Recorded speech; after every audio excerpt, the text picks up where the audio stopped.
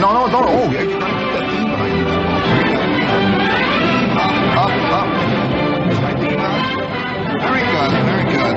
There it comes in. Hello, gang. Hello, crowd. Let's play radio. Life is just a shoal of berries. La da da da da da da da dee dee dee. Kid wrote to me, he says, you know, Shep, he says, I'm trying to get guys to listen to your show, and every time I get one guy in front of the radio, you come on with one of them nut shows, and you sing the Chic of Araby or something like that. Life is just a shoal of berries. La da da da da da da da da.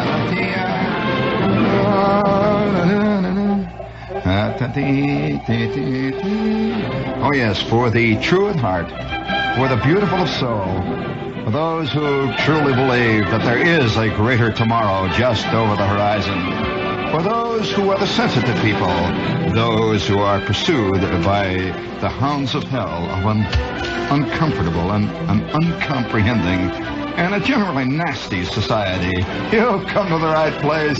I'm here, so Big Daddy here. Bring things around. Bring it up there, Robert, please. Quack, quack, quack,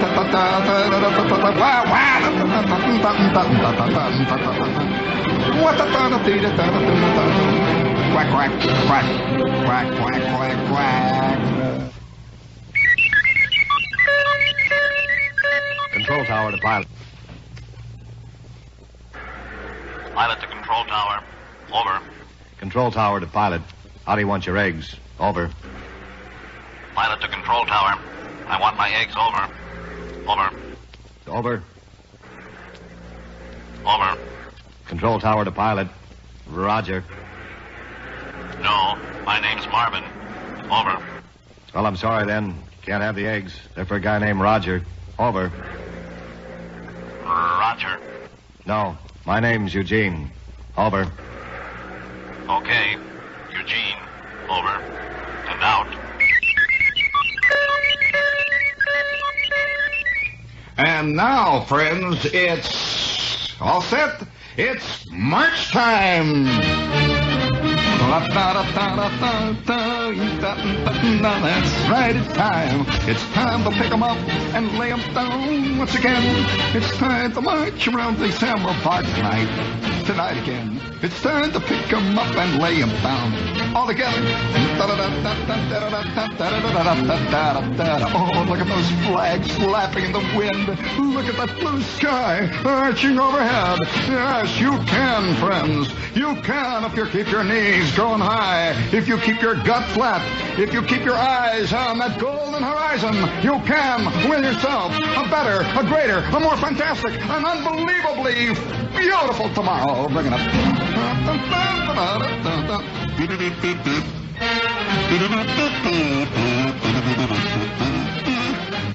How's that for an opening tonight? I think that was a March of Time opening that'll hold them for a while there.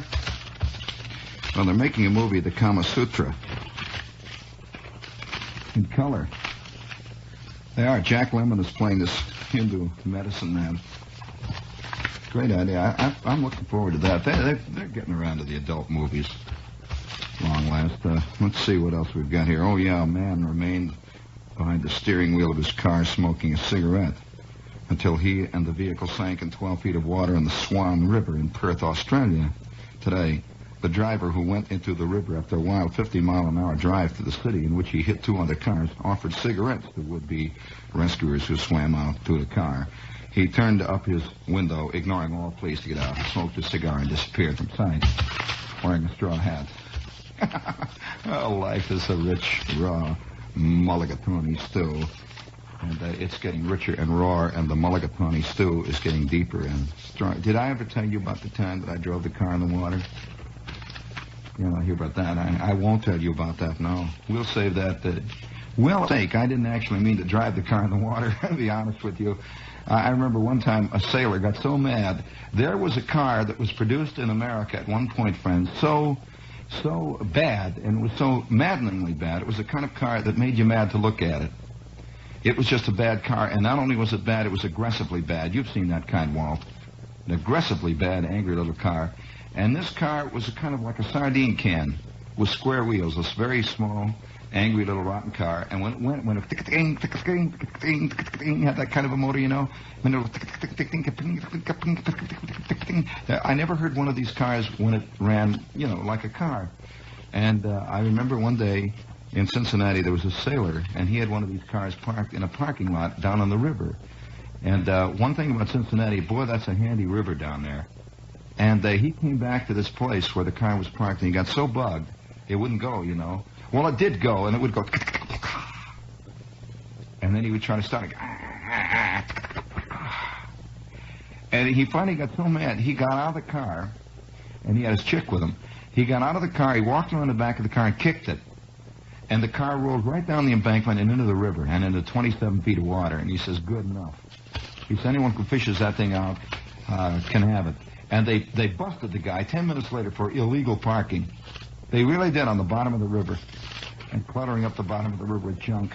And he had to pay to have them haul it out.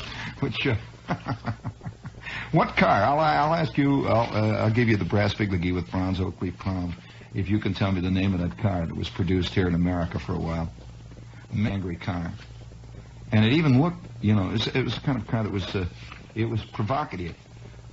Certain cars, you know, just klutz cars, you know, they just sit there. They're fat, and they got big bumpers and big fat fenders. They look like cantaloupes. You know, you can't really get mad at a cantaloupe. But this was a kind of a car that you just look at it, and something your hackles would rise. And guys bought this car who had normally risen hackles. Every guy I ever knew, I had one engineer who was so mad. That engineer, Walt, used to sit at his control desk there while I'm doing my show. They had all these shows coming on there, and he's working all day long, working. He's writing frantically. And one time I went in and I said, Johnny, what do you do? Just tell me, what is it you're working on? It's not the log, because they're always sending memos down. You don't keep the log up. What is it you're doing? And he says, none of your damn business. And he writes. And I says, well, come on. I'm your old friend. I've been working with you. And I looked over his shoulder, and the letter started out, Dear Editor, this guy was a compulsive letters to the editor writer. He was bugged by it all. He sat there and wrote letters night and day, and he owned one of these cars. And I began to put together the fact that since he was bugged with the world, he bought a car. He was a born masochist. And the worst thing that happened to him was the time they did clean up the mess in the city hall. And that really bugged him more than he says, that was phony. He says, they're only doing it to get him mad. He says, they're just doing this. It's a sop to the voters. I said, but Johnny, you wanted them to clean up the mess in the city hall. Now they did. They ran the rascals out. They chased them all down the river. They were leaving like rats leaving a ship. He says, I know. The bums.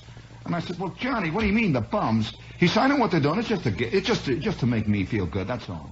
That's not real. That's phony. And he sat down and wrote a letter. Dear phonies, you think you chased the rascals out, and no matter what happened, he was bugged. And when he wasn't bugged, he went out and sat in his car, and that did it. Because his car didn't start for over 18 months. This automobile of his didn't start normally. He had to push it down a long hill. He lived 2.5 miles from the station, and it was a long, gradual hill. You know, Cincinnati's built on 7 hills, and he lived on the top of one of them, and ironically enough called Mount Healthy. He lived on the top of Mount Healthy there, and he was the angriest, sickest guy I've ever known. And he always wore his earphones, by the way, even when he was off work, around his neck. He said it was his badge of office. Says he took the vows when he came in the radio, and he's not going to give them up. And Johnny used to get out in the morning with his car. He came to work at 4 o'clock in the afternoon. He was on the night shift. And he would start about 8, 9 o'clock in the morning because of this car he had. And he would get out in the morning and push his car for about 1.5 blocks, and his wife would push him. And the three of them, he had an angry little wife. You know, I think guys always seek their own level, really. You know how many guys feel that they were destroyed because of the wife they married? You ever take a look at them? And, you know, you see that nobody gets any more nor less than he deserves in this world. And Johnny and his wife were 2 twin spark plugs, little fire plugs, you know, little tiny people with feet, little feet sticking out there, little things in the ears. And Johnny and his wife were 2 twin fire plugs of totally distilled anger. And they married each other to fill in the gaps between crises and the government and the chicaneries down at the Baptist church or wherever it is that they were always mad at what was going on in the city hall. And when that would clear up, Johnny would start on his wife, and then his wife would start on Johnny. And about every 15 minutes, the phone would ring in my studio, and it would just ring in there, you know, and I didn't get calls. A red phone, you know, emergency calls, and I'd pick up, Johnny, I'm fucking Johnny! I'd say, oh, there she is. Aggie. Johnny Aggie. And he would just turn green. And he'd write even harder. Dear editor, that rotten. And so he bought this car. You know, what happened was that they were getting older, the two of them. And their anger was, you know, because anger is a form of love. You know this, Walt, from reading Durrell and all these other important people. You wouldn't believe it if I told you, but if Durrell tells you, it's okay. Now, anger is a form of love, and fighting is a form of love.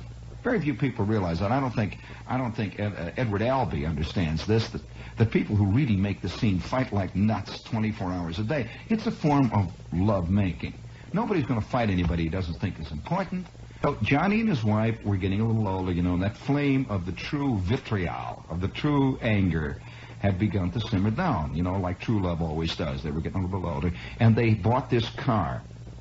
This car provided a surrogate. It was a kind of a placebic anger.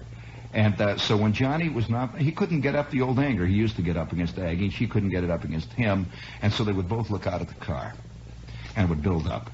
And John would go out about 8, 9 o'clock in the morning to get in his car to come to work by 4. He lived on a long downhill grade. And at 4, 5, 6 o'clock in the afternoon, you could hear Johnny coming. He pushed his car all the way to work. He would, I'm not kidding you, this is the truth. Everyone thinks I'm making it up. But John was like Sisyphus. I know that Camus never knew of this kind of car, but if he had known of this kind of car, he would have understood the rock that Sisyphus was trying to push. Maybe this was the rock. In fact, this car bore a great resemblance to many rocks I've known. And John used to push it and jump in and ride. He'd ride about a half a block, and because it had very bad bearings, it wouldn't even coast downhill good. And it would squeak, and he'd throw it into gear. And then I'd hear a muffled cursing of Johnny and his wife pushing, and he would open the window and holler, "Wait till I get it in second, will ya?" And she'd say, "Stupid!" And they start pushing. Well, she would push him about 1.5 miles, and then he would hit the big grade at Vine Street, and he could coast all the way down to work, providing he got enough of the lights. Well, it was more exciting, though, when he had to go home from work. This was an exciting... Would you please give me the rich fullness of life, will you, that music, please, will you, Walter? Please. Yes. Once again... WOI, in cooperation with its vast public service department, brings you one of those rarities in the American radio scene, a true public service salute. And tonight we salute the richness of life. We salute all the many-faceted little items that go to make up this vast mosaic of existence. In our hurly-burly workaday world, we have a tendency to forget these wonderful little things that make the candy fudge of time, the rich, full fruit of the creation itself, the thing worth all of it, I guess. Yes, tonight WOR salutes the richness, the fullness of life, and says, and promises, and pledges, and gets down on his knees and says, if we get more sponsors, we'll bring more of it to you. Ask yourself this question, friends, am I worthy? Am I worthy? Or am I one of those selfish beings who go through life complaining bitterly about the evil that others do unto me? Ask yourself that. And then ask yourself, what evil do I do it unto others? And then shrug, put on your shades, and go off to Sardi's. It ain't easy, friends, we know. And the good, well-turned evil deed here and there throughout the simple workaday week of a man keeps the eyes sparkling and bright, keeps the stomach flat, and keeps the purse full. So who to put down evil in all its manifold forms? And here at WOR, we recognize the existence of evil as a real living force in every man's workaday world. And we salute that force tonight. Yes, there are many biased people who will tell you evil things about evil. There are many people who are selfish There are those who are untalented and not equipped to deal and work in this art form. Do not listen to them, especially if you have a little chutzpah yourself. And so tonight, WOR once again salutes in all of its many forms chicanery. Yeah, that's very good. Will you please log that as a public service, Walt? And that reminds me, speaking of chicanery, this is WOR AM and FM, New York. Just a gigolo everywhere I go.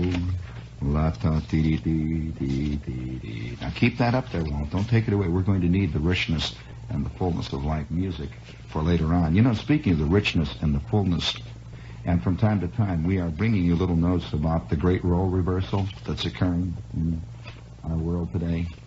That's in capital letters, the GRR, great role reversal, which is getting to be pretty much of a dynamic thing. And the guy wrote me a letter from London, one of the listeners. He says, Shepard, believe me, he says, in London, Walter, it's gone far away and above and beyond anything we have even started. He sends me an ad from the Sunday London Times. It's in full color.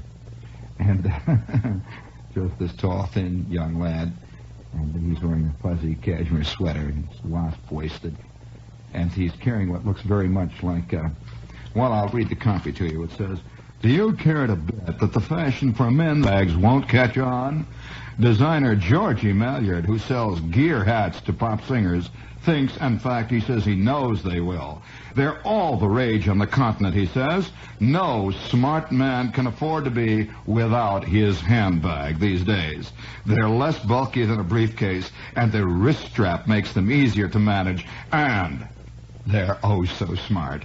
These bags are designed to take all the little bits and pieces a man stuffs in his pocket, little makeup things and cosmetic items which tend to ruin the lining of his suits. Our biggest problem was to find a name for them. Men violently react against the word handbag, so we're going to sell them to them as, please bring me the richness, the fullness of life music, Walter. We're going to sell them to them as hand wallets. And so once again, we salute the new brave, rich life, which is opening up for all of us. Men, it's just over the horizon. And he writes and says, it is not uncommon today to see many men on the streets of Great Britain wearing eyeliner and eye shade. Yes, wearing clever little things with their hair, little clips behind the ear. He said things are moving. He said, of course, the girls are going precisely the opposite. The new hip young girl of Britain wears no makeup at all. Her hair is shorn, short and cut. In fact, the crew cut is becoming all the rage in Brighton Beach and other centers of great European flowering culture. And so, once again, we salute the rich new world, which is just over the horizon. Oh, gang. This is brought to you Fire Island Protective Association as a public service.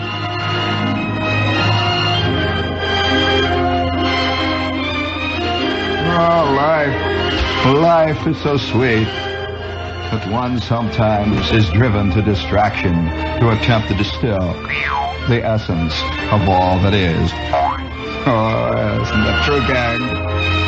The great newsreel of life unfolding, bringing to you new riches, new lovelinesses, new excitements, almost on the hour, every hour, 24 hours a day, with breaks for news and time and weather. It unrolls, unreels in vast 8mm Technicolor, night after night, in full, rich, blown stereophonic sound.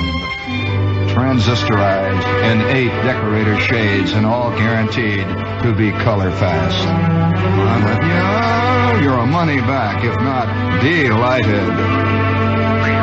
Get up there, Walter. Surround them with the music of the good life, the life that is lived by we who have tasted the Elysium fruits of paradise itself. Corvettes on the banks of Babylon.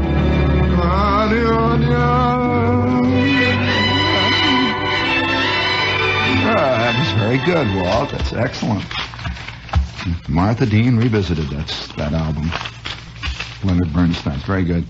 By the way, on the subject of that, you ever been to Hong Kong? friend of mine made a fantastic line about Hong Kong the other day. He called it the Chinese Corvettes. Have you ever been there? I'll tell you, it's depressing to go to the Orient and find they've got rotten Chinese food. Just like the time that reminds me. I'll have to. That reminds of a very depressing story. I arrived one night in Naples with 3 or 4 other guys, and we arrived about 10 o'clock in a plane, a Navy plane, that landed in the airport outside of Naples, which, by the way, is a hair-raising experience of unparalleled excitement. I'll tell you, you have never seen anything like an Italian control tower going full blast, talking to a Navy plane that has just lost one motor on its port wing. It was exciting. And we came down into the darkness, and the instant we landed, you know you're in Italy. There's a certain softness, a certain kind of acrid, great, wonderful, spicy smell in there. You've never really traveled, have you, Walt? Well, I'm going to have to send you around a bit before, we got to see a little of this. And we came winding down. We landed in the mountains outside of Naples. And we came down in this Navy open, it was a Jeep actually, a troop carrier. And we came down through the mountains, and you could see all of Napoli laid out there below us. And that fantastic bay, and you could see outlined against the moon off to our left, Vesuvius itself, and just the slight kind of a garland, silverish, misty quality where the moon was just laying along the shore as the mountain climbed up, and you could see the small towns strung out along the Bay of Napolino. Well, we're whistling down through the darkness. You could smell the mimosa, and you could smell the ancient gnarled olive trees, and it was all there. You could smell the ancient gnarled open sewer system, and it was fantastic. Oh yeah, it's all mingled, and in a situation like that, it's all very exciting. We're coming down through the mountains, getting down closer and closer to Napoli, and of course there is some truth in that when they say see Naples and die. Many people have. In one way or another. But literally, though, it is a magnificent city to see from a certain angle when you come down and you see that bay down there and the ancient fort hanging out right in the middle of it, La Galleria, all lit up. And I don't know, it's there. It's hard to put it into words, except that it's an entity. It's sort of just like, how can you really put New York into words, New York is New York. Just like you can't ever really put another person in words. They're so completely themselves. They're so completely an entity and so logical. Have you ever had that? Am I the only one that walks down the street and looks at people he's never seen before and somehow feels that there had to be a person like that?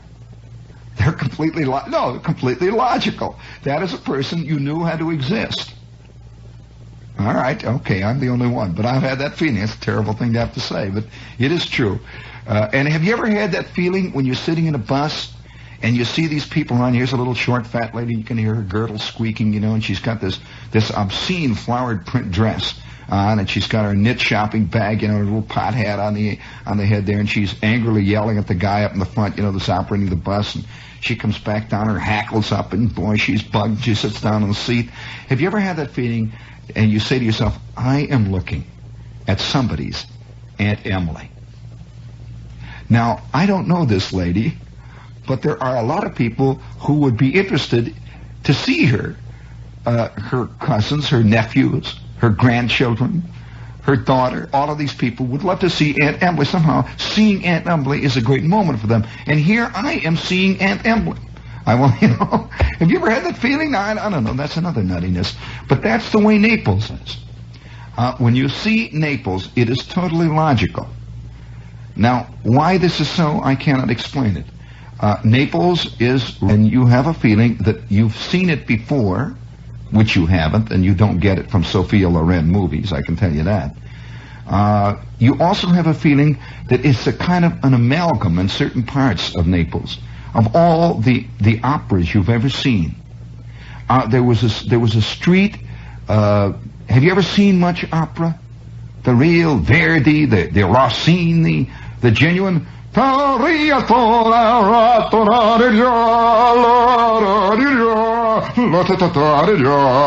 kind of opera, where the peasants dance in the square for the Duke's wedding. You know that kind of scene? And the sneaky Baron is planning to murder him at midnight, and he's going to elope with Candelarisano.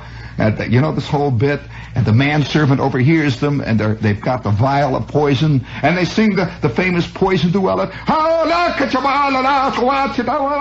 And then, well, this is the essence of, in a nutty way, of certain parts of Naples. And I'm walking down this street, back out in the real boondocks of Naples, and it's about 1.5 feet wide. And the laundry and the wash is all hanging down there, and the fat ladies are hanging out of the window, and they have it lit. You know, it's lit like an opera set. You know, that kind of cheesy, funny, yellow, golden, ridiculous, phony-looking light. And there were at least 45 Carmens walking up and down wearing red dresses, winking. And so I am with this guy, you know, and we're walking along. We're in the middle of this rotten opera. We're looking for the Duke. I'm looking for the Baron, you know, and I'm waiting for the natives to start coming out for the beginning of the second act, you know, when they do their famous thing that has to do with the fiesta of the Duke's wedding and all that stuff. Well, this is a logical city. It fits all the cliches that you've seen and read and felt about it. Now, we get into our hotel room, you know, and I take off my coat, and boy, I'm sweaty and rotten. I got this khaki shirt on, and outside is, for the first time in my life, is Napolino, you know, Napoli, the fave Napoli el Napolino. So I look out of the window, and there they are down there, and you can see the crowds running up and down the little Fiats. You have never heard of Fiat. Well, you own a Fiat. Well, you have never heard of Fiat in Naples in the mating season.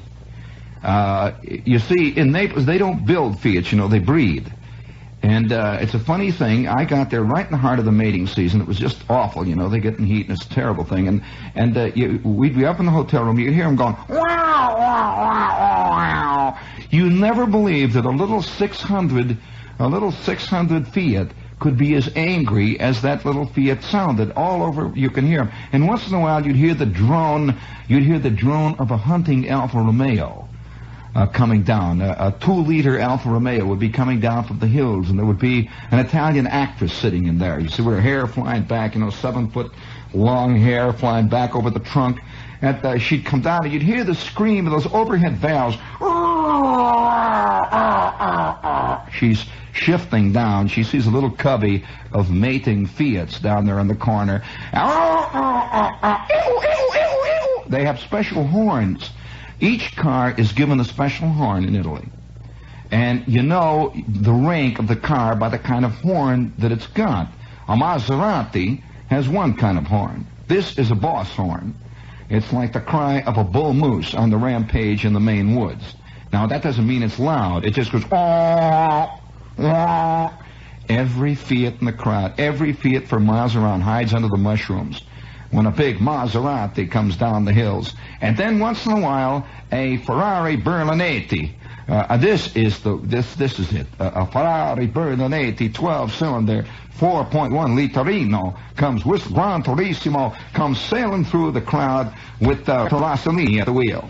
And he has attached to the front of his car the big peasant sickle they use. It's an added. You can get this as added equipment in Italy. I guess they don't put it on over here. You have to import duties and all that, you know. But it's a sickle for cutting down peasants in front when they're in front of you. It cuts them off at the knees very quick. And when this Ferrari Berlinetti comes down, it's got a horn that goes oh. Oh, wow. If you've never heard a sound like a Ferrari out stalking at 2 or 3 o'clock in the morning, this is the true predatory creature of the automobile world. And once in a while, you'll hear a Ferrari snag a small Fiat, a Topolino. It'll get a Topolino along the Appia Granacerino, and you'll hear,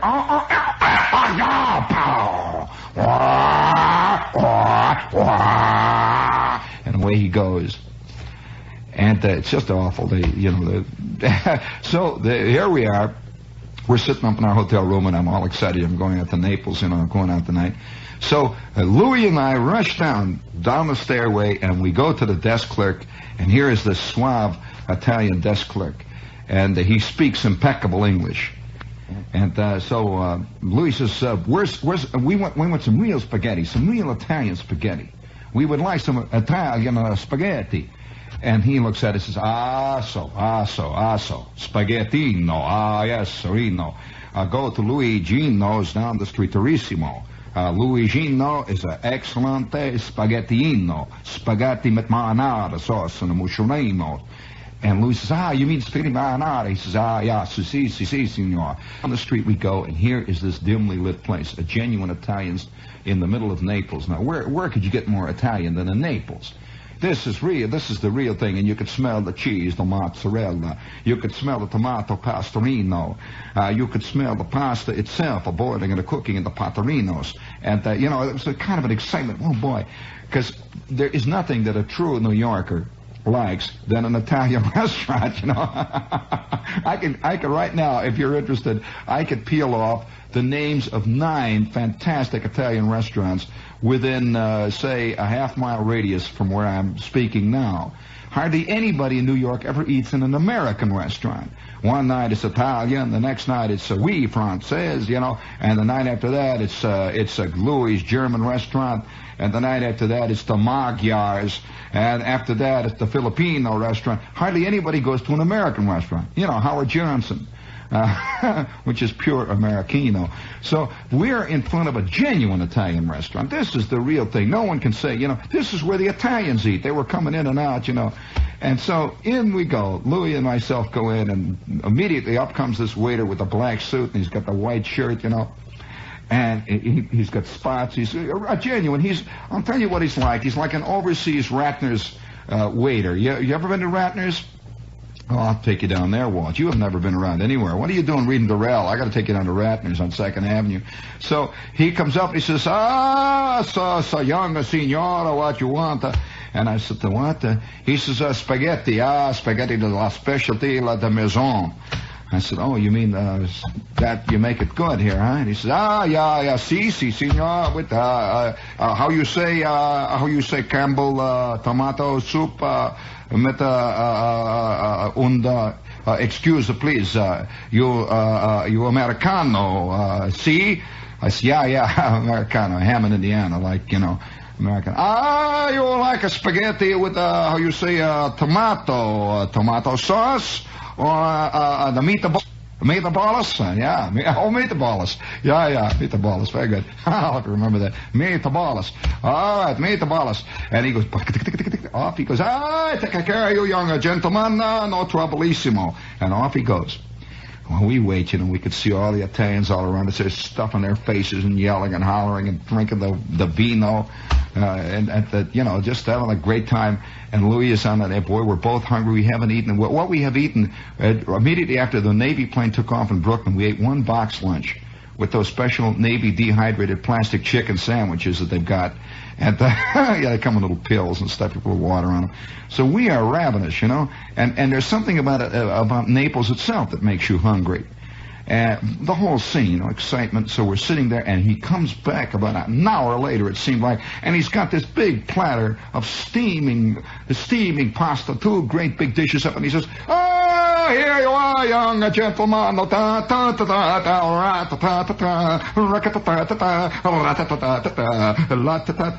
mozzarella sprinkled on the top of that, and little tomato sauce and what, and now hot under salata. He's mixing up the salata. Italiano, or do you want to French salsa? Italiano, you're Nepali. We make a good Italiano salsa. It'll be $10.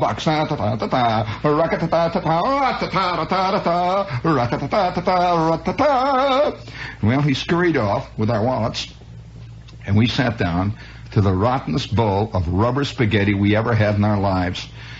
It was the worst spaghetti I ever had in my life. The bottom was cold, the top was made out of pure vulcanized rubber, and in between he had worms.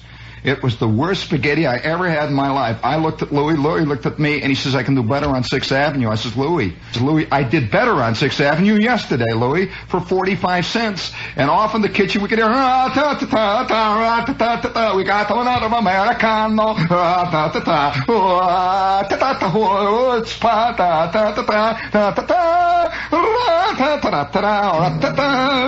and so, once again, WOR salutes the richness and fullness of life wherever it can be found. It salutes the human spirit, searching it out in every corner, in every crook, in every cranny of this great, wide, wonderful world of ours, looking for the excitement that is given to all men by the very nature of existence itself.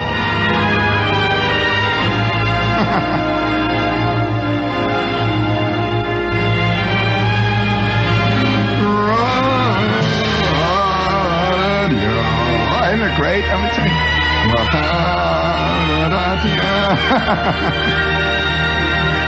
That is a true story, friends.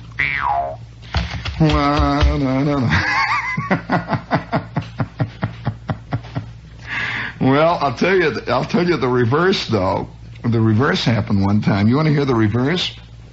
How after traveling all around, and having been taken at about 4,000 places, I arrive in this place in France. You don't want to hear any more about travel tonight, do you? At all? Well, I arrived in the most touristy-looking joint you ever saw in your life. Now, how I got there is a story which I will not even burden you with. Suffice it to say, it was a tale of chicanery, woe, and sadness that even now at this point I don't want. But I arrived. Have you ever had something disastrous happen to you right at the beginning of some great adventure? Right at the beginning of some great moment, that you've been looking forward to for a long... Oh, boy, like the morning of your vacation.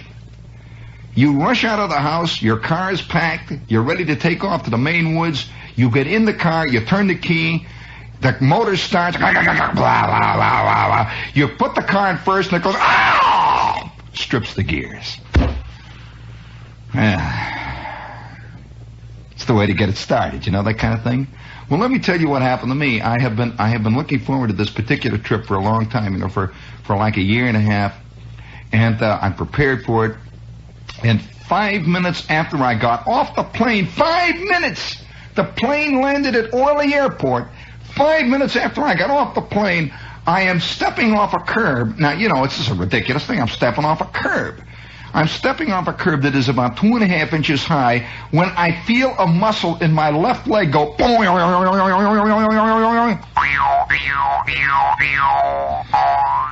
Ooh. I pull the muscle just stepping off a curb. It's that kind of thing like Harmon Killebrew, throws a ball and he's out for the season. Just like I pulled the muscle and I heard it go... Oy! That muscle went all the way on up the marrow of my bones, Walt. Like a rubber band, I could feel it crawling up. It went right up my thigh, right up my, and the next thing I know, it's hitting my ear, oh, and the rest of it is going down through my heel into the ground, Oh, boy, and 10 minutes later, my left calf, this thing here that dogs bite, oh, I got the pad, I got that for the dogs over on the east side there. The thing with the dogs bite, it was the size, really, of 3 large gang cantaloupes. And I am, I'm limping from that minute. Have you ever tried going into a Parisian drugstore and tried to buy an ace bandage? Well, I'll tell you, that's an exotic experience. They sold me stuff that I didn't even know they allowed them to make yet these days. Unbelievable stuff, You know that you can buy a thumb screw in Paris? The kind that you put on your friends, just screw it down there. It's for bosses, union leaders and things. And that's what they thought I wanted for what I put in my leg. I know what you have suffered. You are suffering from the torture. I know it's a torture instrument. And he goes back and he comes with a thumb screw, and he had a small rack for little people. And so it's Paris. Well, 20 minutes later, I have been euchred into going to this place. Immediately, I break out in a rash. I break out in the hives. When I see these joints, along the east side, I've got an old slogan: stay out of places with green marquees and with a doorman in front. That's bad news. Those are bad places. I have never found good food in any of them. Well, here's a place that's got a marquee 4.5 blocks long. It's got 7 doormen all standing in a row, all of them with pens waiting to pick up, with the American Express card and the Diners Club card and all that jazz. I said, oh, what am I doing here, And they all going, monsieur. Of the funniest French you ever heard in your life. These guys were all from the actor's studio. They were out-of-work actors, all kinds of things working there. And I'm working my way down through the line, and you tip everybody in sight, you know. The American is the only man in the world that tips the sky when he comes down in an airplane. You know, it brought him there. I've tipped airplanes. I've tipped fire plugs over in Europe. I have tipped horses. I tipped a horse twice one day, and this is the same horse. Kept following me. His foot hanging out there, you know, with the dough. I've tipped dogs. I tipped a sheepdog 3 times in Amsterdam one day. Well, it was a nice sheepdog. It was good to me. Carried my mail, other things. It didn't bite me hard. And, you know, it's that kind of life. So I get into this French restaurant already, you know. I take one look at the menu, and it's all written in indescribable French, you know, purple ink, faded. Victor Hugo himself, you know, wrote it out, all that kind of stuff. And on the back, there are 18,000 endorsements from Louis XII. You never knew there was a Louis XII, did you? He was the drinking Louis. Louis XII, all of they ate there, you know. And there were things like Jane Mansfield ate there, you know, that kind of stuff. And, oh, wow. And they brought me the food right away. I said, so bring it, you know, what is it? What is maison, the specialty de maison? And he brings this thing and lays it down in front of me, and it looked kind of green and sort of hairy and moldy, you know. And I'm sitting there, you know, thinking, oh, boy, it's going to cost $75 if it's going to cost a cent. I stuck my fork in it, and instantly, no sooner did I stick my fork in it, my fork went right into this thing, and then, holy